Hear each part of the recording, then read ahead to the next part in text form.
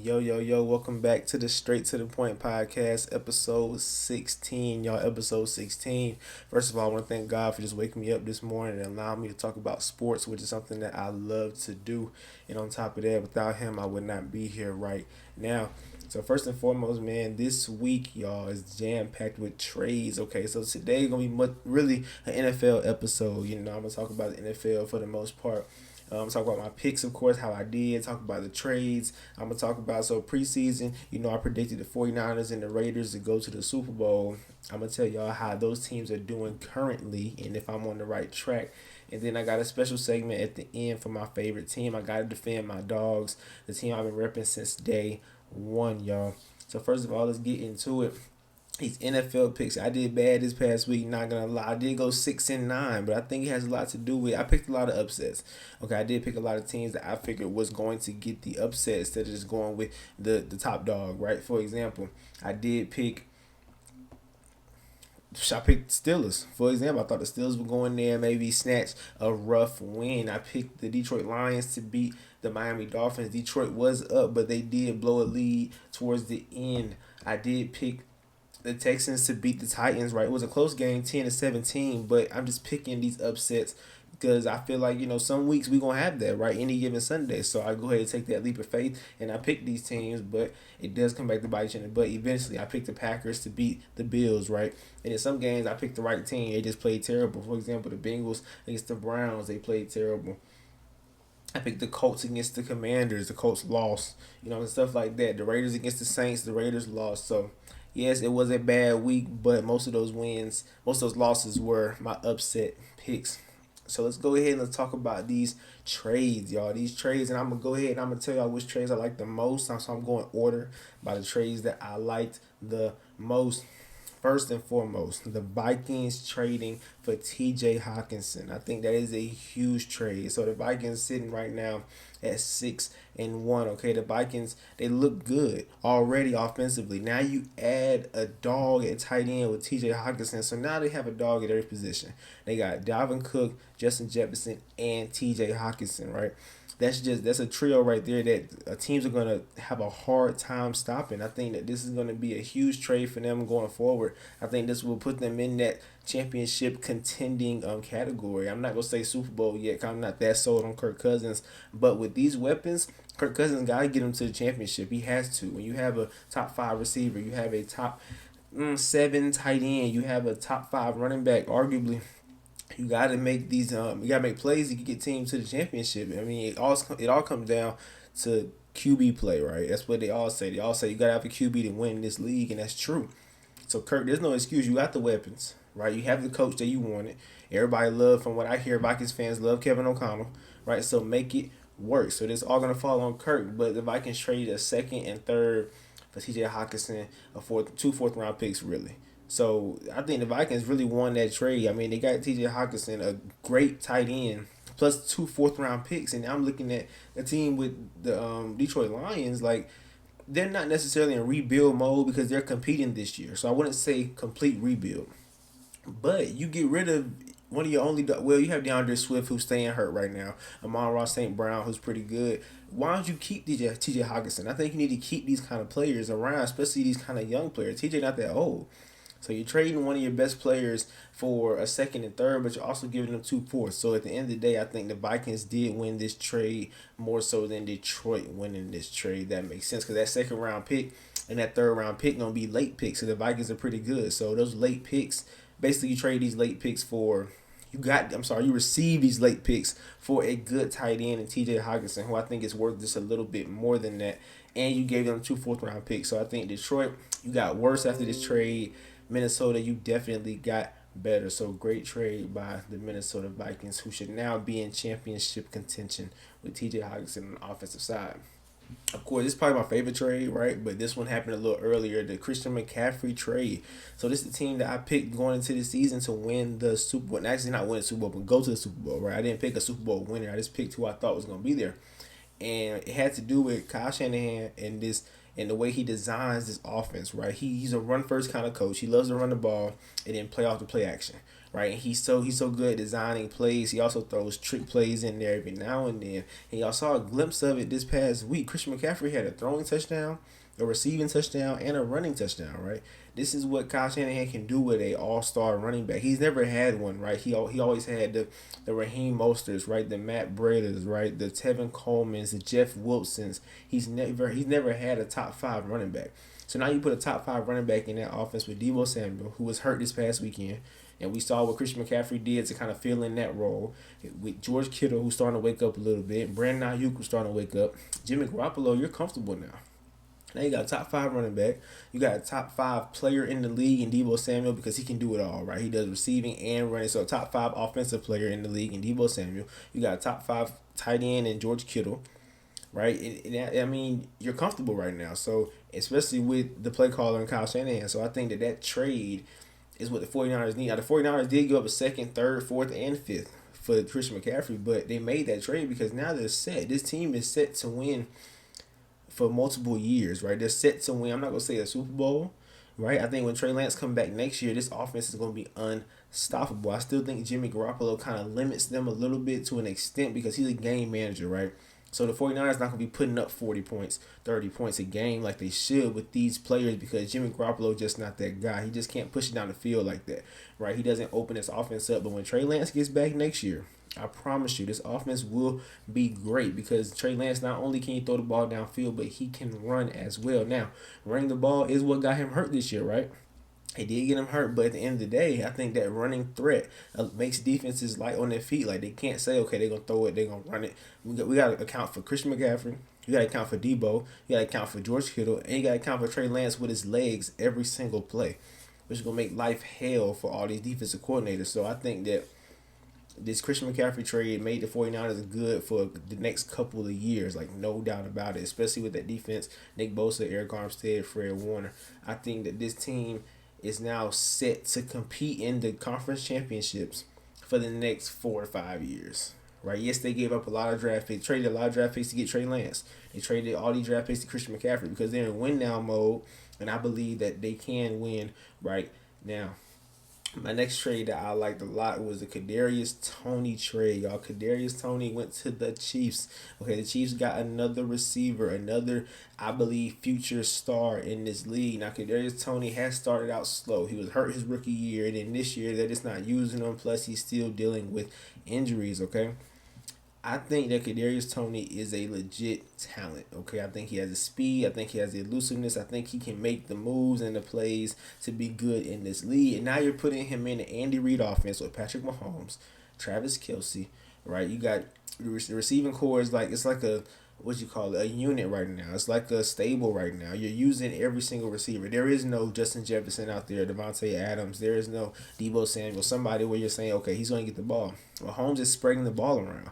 But now you have Kadarius, who I think can be better than Juju. He can be better than MVS. He can be better than McCole Hardman. So I think that Kadarius Tony will add a whole bunch of explosiveness to this offense, and I'm so curious to see how they use him. Right, Andy Reid's a great offensive mind. I'm just curious to see how he uses Kadarius Tony in this offense. So I think the Chiefs definitely got better, and they traded a third round, a sixth round pick, and those are gonna be late picks, right? So I think if you're a great team and you want to get new talent, young talent, I think it's good to trade your picks because you're gonna be at the end like the Chiefs picks are gonna be like between 28 and 32.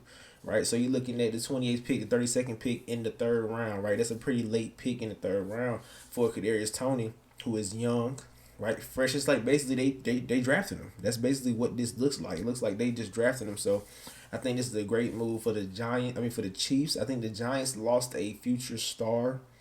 But, I mean, they wasn't using him. He was hurt. And Kadarius Tony actually came out and said this, which makes me think that there was a little turbulence in that locker room. There was a little turbulence in that organization. He said it feels good to be wanted. Simple as that. And I think that when a player says that, that means obviously he ain't feel wanted in New York. So now that he's in Kansas City, he feels wanted. Now we're going to see how his play does. We're going to see. And I'm so curious to see how Andy Reid uses him in that offense. These are a couple more trades that I liked, and I'm going to tell y'all the ones that I really did not like. One more trade is the Pittsburgh Steelers, y'all. We did trade Chase Claypool for a second round pick from Chicago. Okay, so we gave Chicago Chase Claypool for a second round pick. I love this trade because Chase Claypool had a great rookie year, right? Rookie year he came out, and I remember even some Steelers fans was calling him the future Megatron, right? And we had the right to do that because of the way he played his rookie year. Second year he fell off the map, fell off, and I want to say it was just offense. Like this trade is kind of difficult to talk about because the whole problem with Pittsburgh over the past maybe 2 years is the offensive coordinator Matt Canada. Okay, it's been a lot of people saying that he got to go, and you see it in the games. So, could Chase Claypool have been what we thought he was going to be? Yes, no doubt about it. Like I can't sit here and say that Chase was a complete bust. I can't sit here and say that he wasn't worth anything. I can't do that because of the offensive play calling, right? When he was getting the ball his rookie year, he was dominating, right? But this past 2 years, he kind of fell off, and I think it has a lot to do with our offensive coordinator. But we got a second round pick, okay, a high second round pick because it's from the Bears. So the Bears are going to be bad this year, right? Going out because you just traded Roquan Smith, you traded Robert Quinn, so that defense is just demolished. So what you're saying is, look, this year's over with, we're done, which it is, and that's going to give us a high second round pick. Now let's just say worst case scenario for the sake of argument, we have a bad, we just don't finish the rest of the year pretty good, right? So we finished bottom 5, bottom 10 of the league. We're looking at 2 top 10 picks in the second round. Like that's what this did for us. So next year the future is very bright for Pittsburgh right now. That's why I love this trade. Now Chase Claypool this year, 32 catches, 311 yards and a touchdown. So I think that they got robbed, honestly. I think they should have gave us a, like when I heard Chase Claypool was in trade talks, I was thinking, okay, third round pick, right? Maybe third round this year, next year, fourth round, something like that.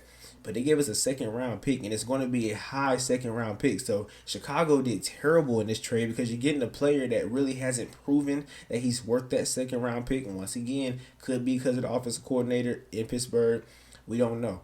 But Chicago really lost this trade. I think we really won this trade with this high second round pick. And not only that, but I think this trade let us know that George Pickens is our next franchise receiver. Like, we got to get rid of Chase because now we have George and Deontay. George is going to get a lot more touches, which we need, which still the nation needs to see because we think George is the next franchise receiver alongside Deontay, alongside Pat Freiermuth. And if Najee Harris can get his act together, whatever's going on with him, get him back rolling, then this offense is still going to be good at the skill position. So I think we really robbed Chicago by taking that second round pick. These are a couple of trades that I did not like at all. Okay, these trades, they was good because of the name, right? But I think that for the team, it's not going to help them in the long run, even short term. Now I'm looking at Chicago. Chicago, another dumb trade. They traded Roquan Smith, okay? Now, the problem that I have, before I even say where he went or what they got back for him, the problem that I have with that is you traded the best player on your team. Like, Roquan Smith is the best player on that team, hands down. When you are rebuilding or you're starting over, you got to keep something to build around. You have to. Like Robert Quinn, when they traded him, he was old, right? He's a little older. So, okay, I get it. Get rid of the old pieces. Let's start with the new. Roquan Smith is young. Early 20s, maybe mid-20s, right? And this is a middle linebacker, a piece that you can build around. You can build around, I think, a middle linebacker and a pass rusher.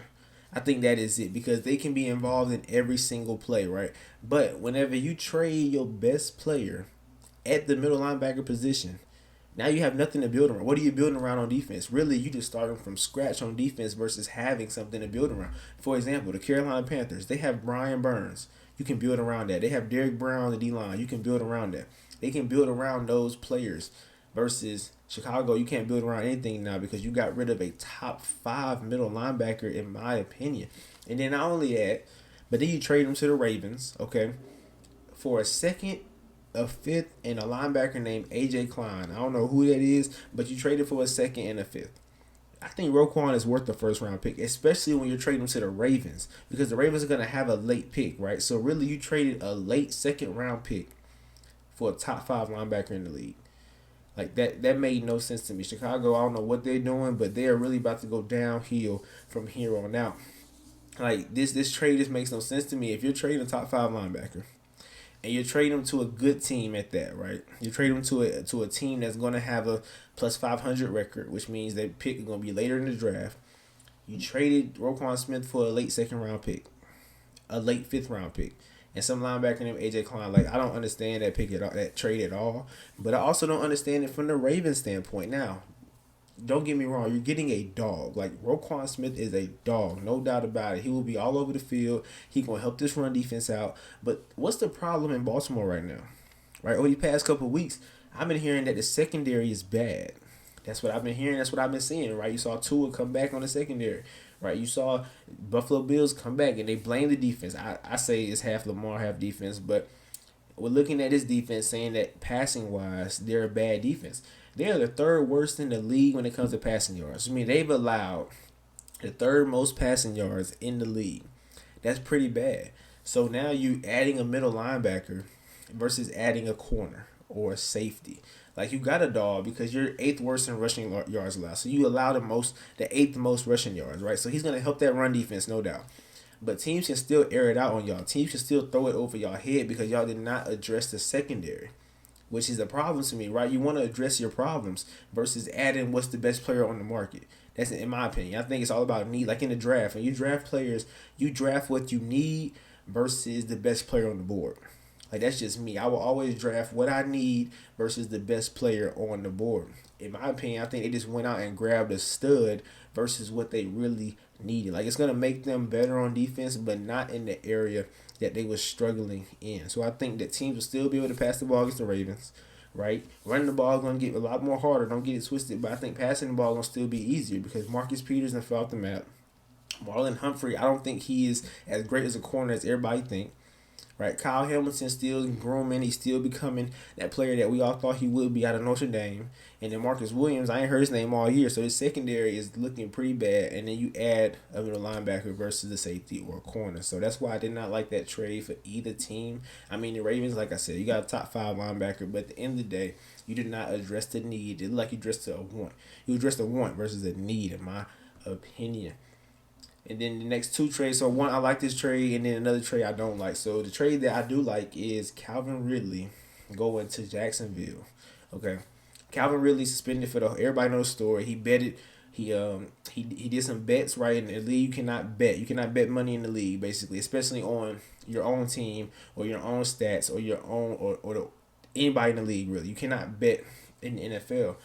And which I think is stupid, in my opinion. I think it's your money. Do what you want with your money, but that's not the rule. So I'm gonna let that go as a conversation for another day.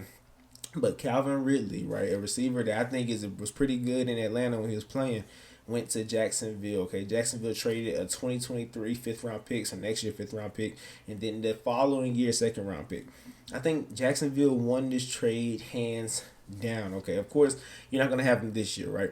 But next year, Trevor Lawrence will have Calvin Ridley, Travis Etienne, Evan Ingram, who's playing good this year, Christian Kirk, who's playing pretty good this year. He will have weapons, and that's why I tell people all the time: build around, give your quarterback the most weapons you possibly can.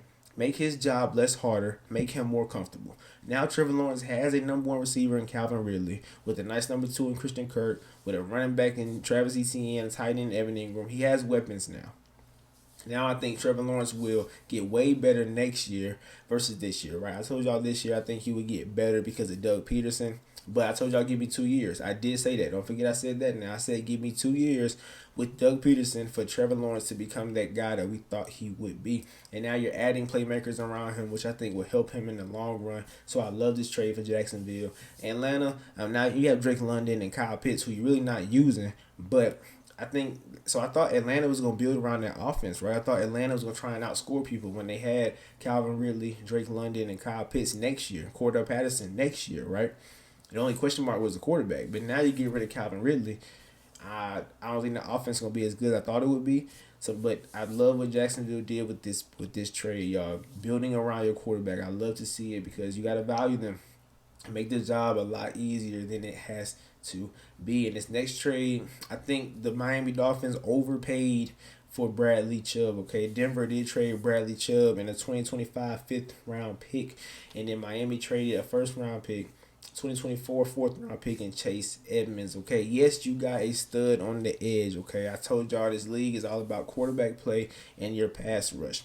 They added a pass rusher in Bradley Chubb. Y'all remember Bradley Chubb and Von Miller played together in Denver, and that year they played together. It was perfect. All right, that was the best 1-2 punch, one of the best 1-2 punches in the league. But then I think Bradley Chubb had tore his ACL, something drastic happened where he had to sit out the rest of the year, and then they never been the same duo. Then Von Miller left, and then Bradley Chubb this year is having a good year though. From what I've heard, what I've seen, he's having a good year this year. But if you're Miami, you give him a first round pick, and I don't think he's worth the first round pick. Like I heard Brian Burns, the defensive end for the Carolina Panthers, was worth 2 first round picks. I think Brian Burns is way better than Bradley Chubb, so I think that Bradley Chubb should have been maybe a second and third or a second and fourth, something like that. But I think Miami just overpaid for a player that I don't think is worth that first round pick. Now, Bradley Chubb coming to his defense, what's the question mark in Miami? Their defense. So you added a stud to the defense, but I don't think he's worth the first round pick. Like I think Roquan Smith worth the first round pick, not Bradley Chubb. Okay, but I don't like that trade only because I think Miami overpaid for Bradley Chubb. But Denver got a first round pick and a fourth round pick. I like what Denver's doing right now. Adding Chase Edmonds to go along with Javonte Williams next year, because I don't think they want Melvin Gordon anymore. I don't think they want Latavius Murray really. So I think you have a nice 1-2 punch. Chase Edmonds a receiving back with Javonte Williams, who's a downhill runner, who of course is out for the rest of the year with a torn ACL. So I like that trade for Denver, not necessarily for Miami, but Miami did get better with Bradley Chubb. Okay, now we got that out the way. Of course, this year I picked the 49ers and the Rams to the 49ers and the Raiders to go to the Super Bowl. And now let's see how they're doing as of right now. Right now the 49ers are 4-4. They just beat the Rams 31-14, and Christian McCaffrey had that triple crown game where he had a receiving touchdown, a passing touchdown, and a running touchdown. Remember I told y'all, so the thing about this is when Trey Lance got hurt, I told y'all I don't want to pick them anymore, right? Because I don't trust Jimmy G to get them to the bowl again. But when you added Christian McCaffrey, I feel like I had the right to go back to my pick. But with the 49ers, I think they have an opportunity to go to the Super Bowl this year, even next year, and maybe the year after that when you added Christian McCaffrey. Okay, as long as he can stay healthy, I think this team has a great chance of going to the Super Bowl. I think Jimmy G still limits them, but I still think that they have a chance because of the Christian McCaffrey and Kyle Shanahan and what Kyle Shanahan can do with Christian McCaffrey. Like I said, Christian McCaffrey just threw a touchdown, ran a touchdown, caught one. So the game plan around Christian McCaffrey with no Debo, imagine what the game plan going to be with Christian McCaffrey and Debo plays together. Right, the first game against Kansas City, Christian McCaffrey just got there, so he was just in the system. But now you have Debo Samuel, George Kittle, Christian McCaffrey, Brandon Ayuk, Jimmy G. Don't mess it up, basically. Defense looks good, so I think that they have a nice chance of going to the Super Bowl, in my opinion. Now, the Raiders, my other team. This team I want to talk about a little bit more because they're 2-5 right now. And, on Sunday at 1 o'clock, I can't watch every game, right, because the Steelers play. So sometimes I have to go back and watch highlights, read articles, see what happened. But I'm looking at the score, and I see the Raiders are down 24-0. Well, they lost 24-0, and I said, man, that's just not right. You have this offense that I've been raving about all year. You couldn't score a point against a Saints team that is hurt. No Marshawn Lattimore, right? No Michael Thomas, right? No Jarvis Landry, right? They're hurt. They're missing some of the best players, and you went out there and you put up nothing, okay? Now, the first thing I'm going to look at is Josh McDaniels, okay, the head coach for the Raiders. Now, I'm thinking when I first picked them to win Super Bowl, we'll go to Super Bowl, I said, look, you're adding an offensive mind in Josh McDaniels, who's all his career he had Tom Brady, really, Wes Welker, Rob Gronkowski, Julian Edelman. He never had a Devontae Adams. Never had it. Well, he has Darren Waller, Devontae Adams, Josh Jacobs, Hunter Renfrow. So I'm thinking that's just too many toys to mess this up, especially if you're an offensive-minded coach. But then you put up 0. So I'm like, okay. Josh McDaniels, I look back at what he did. He was a head coach a long time ago, back in 2009 to 2010 for the Broncos, okay? He was the head coach, and he went 12-20 in those 2 years. Then eventually he worked his way back to New England under Bill Belichick. So maybe Josh McDaniels is the problem, right? Maybe that's my first thing that I thought about because I looked that up, and I'm like, okay, it got to be Josh McDaniels because if you have Derek Carr went to the playoffs with less weapons than what he has right now. Think about that. Last year he was top 5 in passing yards last year without Devontae Adams, with the hurt Darren Waller. How is he doing worse this year than he did last year? I automatically will look at the offensive play caller. I have to, because he wasn't there last year. Last year he wasn't there. He was doing good. Now you're here. He's doing bad. That's the first thing I'm gonna look at before I even look at Derek Carr. I'm gonna look at that.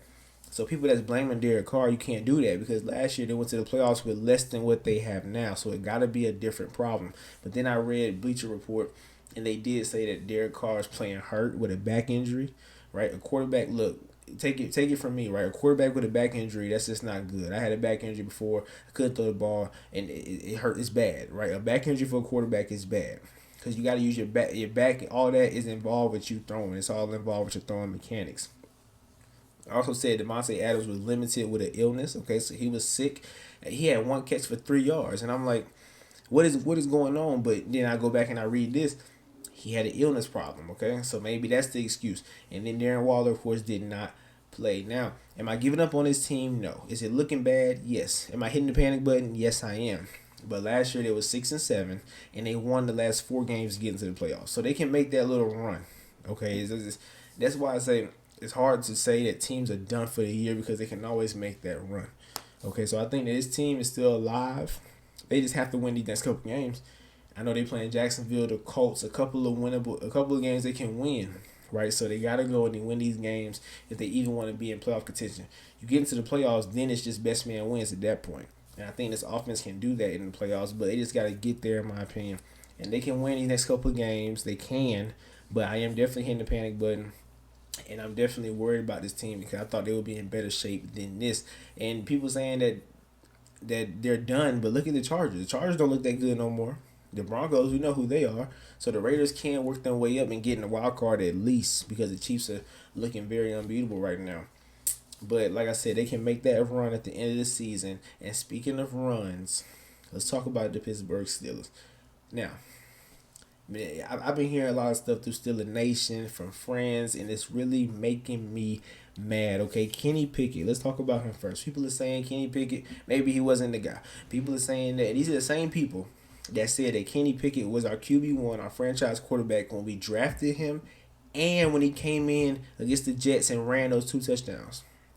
Those same people told me that he's our next franchise QB. He's our next Super Bowl winning quarterback. And those people said that. Then literally 4 games later, okay, so the Bills, right, the Bucks, Miami, and the Eagles. Those are the 4 games that he started in. After those 4 games, they saying, nope, bad decision. Nope, he's 24 years old. He's not looking good. It's not right. It's not this. This is terrible. Bad pick, Pittsburgh. We gotta go draft a quarterback next year. What? That makes absolutely no sense. 2 of those 4 games was against the Bills and the Eagles. Who are the Bills and the Eagles, y'all? 2 Super Bowl contending teams. Like, I don't understand. So he had bad games against them. A lot of people had bad games against them. Aaron Rodgers had a semi-bad game against the Bills. Okay, so people are gonna have bad games against those teams because those teams are just that good. Okay, against the Bucks, he threw a touchdown on the first drive. He struggled a little bit, then he got hurt. Against Miami, he did throw those 2 interceptions that ended the game. Well, he really did 3, but 2 was on him, and 2 of them killed us and lost the game for us. Those are rookies are learning. Rookies, people do not just come in the league balling. Joe Burrow first year was bad. His second year, he was great. And people say I can't compare the 2. Yes, I can, because Joe Burrow, his second year, he played good. First year, he played pretty bad. And he actually was like 24 or 23 when he got into the league. Kenny Pickett's 24. Both of their senior years was great, historically great for their school. Why can't I compare the 2? Why can't I say he gonna be like Joe Burrow? Why not? I don't understand. But I think Kenny will learn. People are throwing in the towel on him for no reason whatsoever. And on top of all of that, our offensive coordinator is terrible. So let's just look at all of that before we say Kenny is done. No, he's not. At least rookies deserve at least 2 years before you can say they're a bust. Especially at the quarterback position. Like, quarterbacks come in, like Trevor Lawrence, I don't think he's a bust yet. I don't think so. Trey Lance, I don't think he's a bust. But they haven't done anything yet in this league. So I think that Kenny Pickett, given this year, right, let's just say this year we just lose out. Like, we just have a bad year. I believe that he will be better next year. I think he can make that jump similar to Joe Burrow. Okay, Peyton Manning threw 28 picks in his rookie year. Okay, so I don't want to hear you look bad right now. So no, Peyton Manning threw 28 picks and he's a Hall of Famer.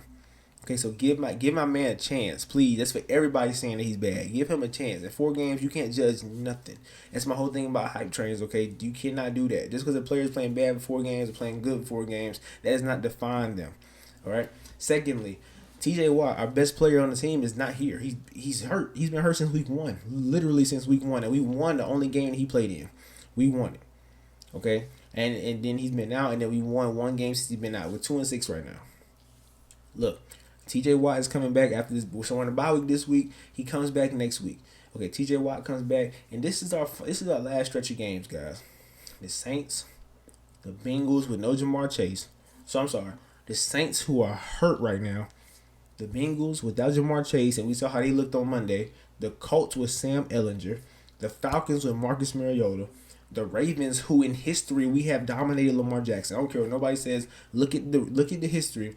Lamar Jackson has not beat he beat the Steelers 1 time, and that's when we had Mason Rudolph and Duck Hodges. Okay, so we dominate Lamar Jackson. We play the Panthers with no quarterback. We play the Raiders, who looking bad for some reason. Now the Raiders could turn around on us, right? Like no doubt about that. Play the Ravens again, the Browns. I'm looking at most 3 losses, at most.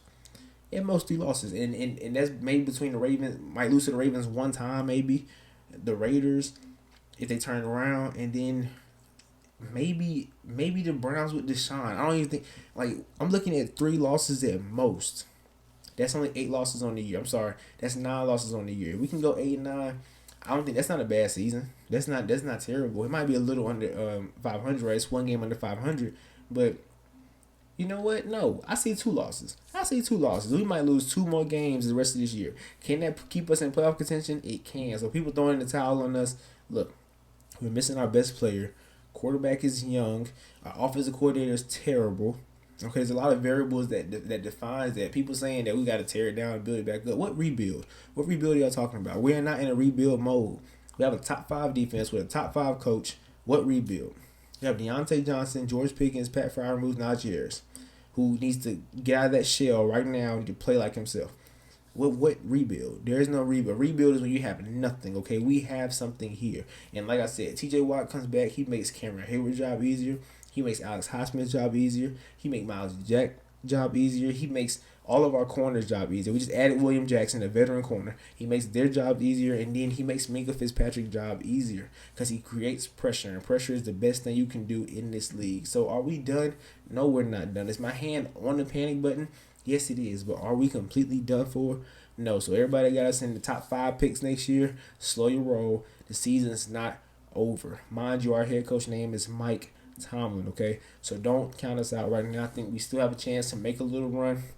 Not saying we're going to get in the playoffs, but I think we're going to be better. Our record going to end up better than what a lot of people think, okay? Because this last stretch of games, I'm only scared of maybe 2 teams. Maybe 2. And one of them I'm scared of because we play them twice. It's hard to beat a team twice. All right?